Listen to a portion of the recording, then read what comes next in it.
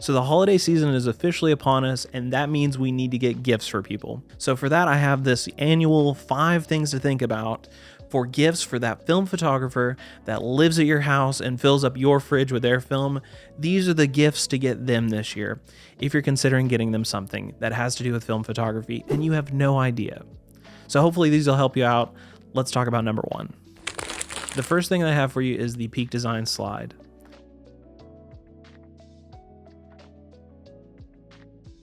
Now the slide is a very interesting camera strap because it eliminates other camera straps. Essentially by using the anchor system which Peak Design has implemented, you can take these little red discs, put 2 of them on any camera that you want to, and now you can swap the same camera strap between those 2 cameras or between any number of cameras that you have. And of course, just like every other camera strap, you do get the ability to adjust height, whether you like it more close under the chin or if you'd like to rock it on your hip.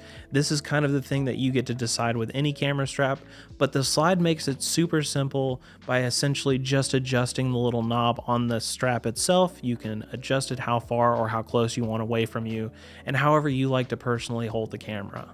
The Peak Design slide at time of recording is $70. Now, number 2 on my list this year deals with something for those people who a camera strap is just not going to be enough for. So for that reason, I've gone with a Sling this year, which is also made by Peak Design. And for me this year, this is the bag that I chose because it is in itself a way to limit what I don't need while also giving me enough space to keep the things that I do. So I take 1 camera body, but not 2. I might take some film, but I can't take everything.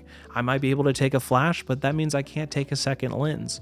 These are things and choices that I enjoy making before even going out because inevitably these are choices that need to be made, so it's better to do them beforehand, and I think by taking a smaller bag, it helps with that. So you kind of keep that perspective in your mind, I think. At time of recording, these bags can range anywhere from about $80 to $150 depending on the size that you pick. But again, like I said, I chose the 6-liter version during Black Friday, so inevitably it was a little bit cheaper and I got it for $107 on Amazon.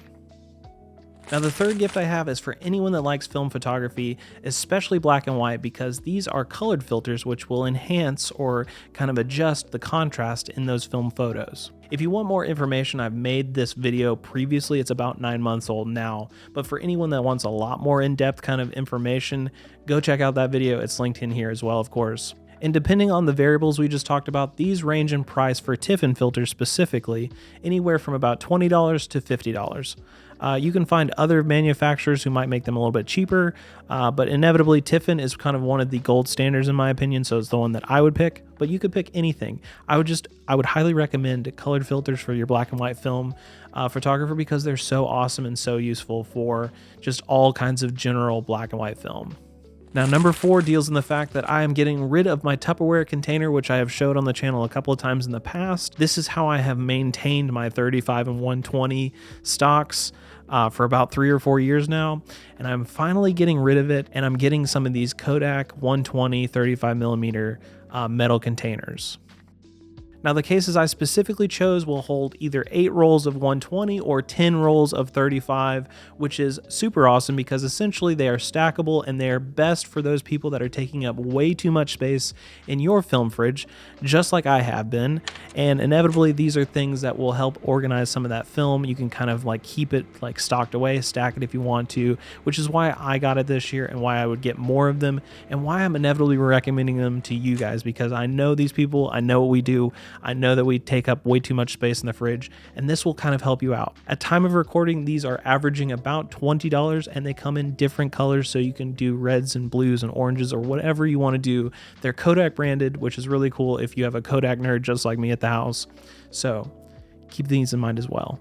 Now let's talk about a digital download that really packs a punch that I guarantee will hit with anyone that's into film photography, and probably the most powerful out of all of these things on this list, which is kind of why I saved it for last. For all of you people who have stuck around, I appreciate you. So let's talk about Negative Lab Pro. Now this software specifically is super great because it probably works with software that this particular person that you're thinking about already uses, called either Lightroom or Photoshop. So Lightroom essentially is the editing tool that most people that do film photography use to edit their photos and make them kind of have their own spice. Well, Negative Lab Pro is the conversion software that you would get before that point, and it will convert the negative to the positive and give you that kind of overall image, what you're going to see before it goes into Lightroom.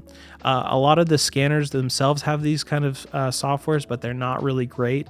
And in my opinion, Negative Lab Pro is the software to use to really give yourself a really good starting point. It's also non-destructive, so essentially you can mess up your entire edit inside Negative Lab Pro, you can hate it altogether and restart, and instead when you get it right, you can then move it into Lightroom and then continue the edit. So for anyone that's getting into home development or scanning or processing your own film at all, this is the product, this is the digital download that I would recommend to all of them. And that makes the end of the list. So hopefully you have enjoyed this video. Hopefully some of these ideas have really helped you out when you're considering picking up that next gift for the end of the month for that specific film photographer that lives at your house. If it has, hopefully you will do a couple of things for me. First, hopefully you will go down to the comment section below and leave me a comment letting me know which one of these you are going to think about getting or which ones you have gotten, or if you have any other questions about getting something for that specific person, maybe I can help you out besides just the things in the list. If you need further guidance or you want to ask me something else, make sure you check me out on Instagram, TikTok, and Twitter. All of the usual social links are linked down in the description below as well. And lastly, if you want to get me a gift this year, you will go down to the subscribe button down below and smash it super hard, letting me know you like this video, you like this kind of content, you like the ideas, or you just like film photography and you want to see more content just like it. I would super appreciate it, and I look forward to going through the rest of this month with you as well as into 2024 talking all about film or photography in general. And of course, as usual, peace out, and I will see you guys in the next one.